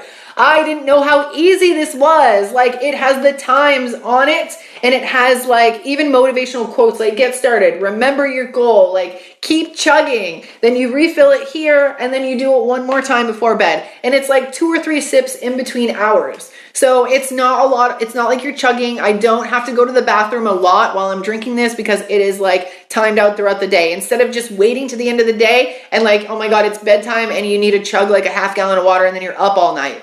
All right. Putting just consistent flow. Okay. I love it. You need it. Go get it. It's only $14. $14. The ref link's right in my bio. Okay. It's right next to these 2 decks. You'll see right under the special readings. You'll see these decks and you'll see that there as well. But if you want any of the other decks that I use, the links are down below. Okay, here we go. Dominique, let's do Dominique. What energy do you need to embrace? Dominique, what energy are you needing to embrace to be successful? Okay, so you got the Cardinal card, and this is really about having bravery and like pioneering a path. And I feel like this pioneering of this path has to do within your family, within your ancestry, and really like has to do with you passing it down to your children. So for myself, I do feel like there's you putting intention into creating a new life, like a new holistic, very natural way of living, something very spiritual for you and your children, something that they are going to pass down to their kids. All right. All right.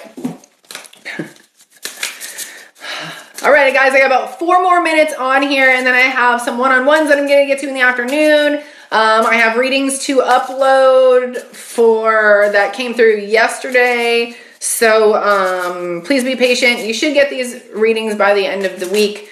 And I don't have a 24-hour guarantee on them now just because there's a lot and I'm very appreciative of it. But I just can't guarantee it as much as I would like to. I don't want you guys to hold me to that. I try my hardest right after I'm done. All right. Steph, you're being asked to embrace the 9th house of spiritual growth. Okay. So, dive a little bit deeper. I want you to, like, I keep getting Reiki. I keep hearing Reiki. So I don't know if you need to maybe take a class. They have like Udemy, Udemy. It's an app and you can purchase like little classes that masters create little videos or master classes. For anybody getting into Reiki, I will remind you of one simple thing. Energy is universal. Nobody owns it. Nobody can technically give you a certificate that says you are a Reiki master. Nobody owns that energy. It's kind of like saying, oh, I can be a clinical psychologist by getting this degree and this title. It's not the same with Reiki and energy. So, you just like, I don't need to go to psychic school or mediumship school in order to be a medium. You know, some people say certified medium or certified psychic. Like, I kind of want to be like, I'm natural. I didn't know there was a certification for something that is so natural. Like, nobody said that guy had to be a certified basketball player because he's really good at basketball, you know? So there is no technical certification for crystal healing, Reiki, master, things like that. But there are like classes that people teach that will give you more information and help you feel more confident when you do it yourself. Okay, Anissa, what energy do you need to embrace, Anissa? Opposition. So I feel like you need to stop going with the grind. You need to stop going with the flow of what everybody else is doing around you. Your spirit is telling me in order for you to be more successful, you need to struggle. You need to go against the grain. You need to find your own path. You need to impose imbalance on the situation. Okay? I know it sounds scary, but I feel like it's a good thing. It's just scary because you haven't done it before. Make sense? Okay. Oh, you submitted a question for the North Node reading. Awesome. Browen, here we go. You can ask for questions like from your guides, from messages from those who've passed.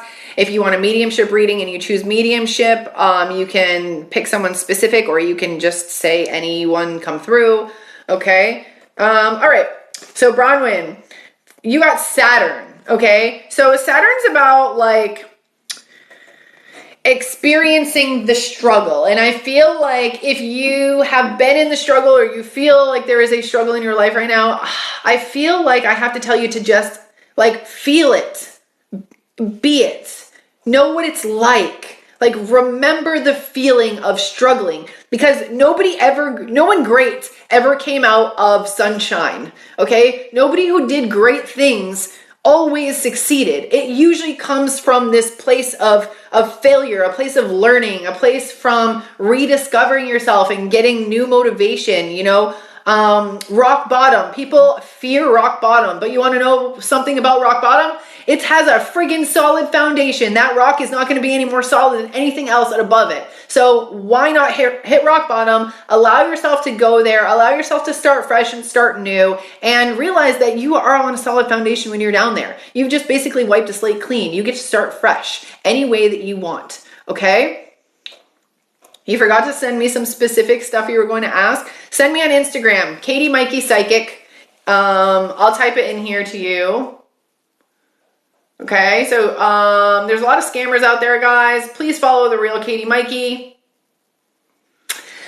All right, guys, thank you so much for being here. I have to go. I have a one-on-one in about 9 minutes. So I appreciate you all, and thank you so much for allowing me to kind of share my interest in spirituality and the metaphysical world here on the metaphysical movement that I have for you today. We talked a little bit about Carl Jung and his idea of the collective unconscious mind, and these archetypes that we are naturally born with as a collective consciousness. So yeah, thank you for the happy anniversary. My husband and I will probably go to Dunkin' Donuts because that's where we got married. So thank you guys for being here, and I will see you tomorrow at 12 p.m. Eastern Standard Time. So I do all my shows Tuesday, Wednesday, Thursday. Okay, guys? I love you so much, and thanks for being here. All right, guys, have a wonderful day, and I hope you guys book. I'll leave that TikTok reading, the $16 TikTok special. I'll leave that up for another 15 minutes or so, and then I'll take that down.